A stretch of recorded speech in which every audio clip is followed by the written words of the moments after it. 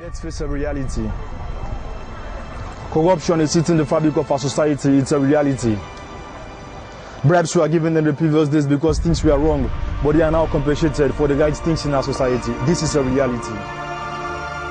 Social corruption like the mixing of goods, adulteration of foodstuffs, and different kinds of bribery have continuously predominated in our societies. This is a reality. Why do we pay higher officials substantial amounts of money, regardless of who meeting the recommended criteria to work in public service offices? This is a reality. If we fail to be righteous to ourselves, how can we be righteous to society? Why do we frown at just things, yet we embrace dishonesty?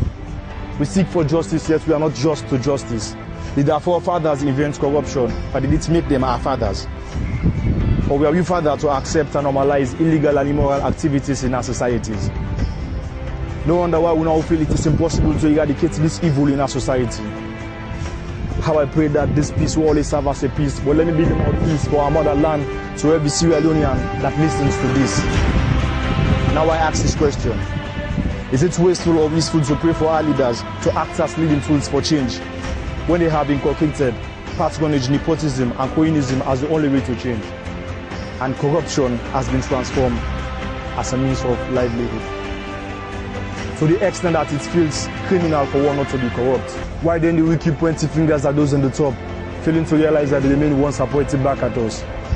We are the leaders of tomorrow. If so, then changes must start with us.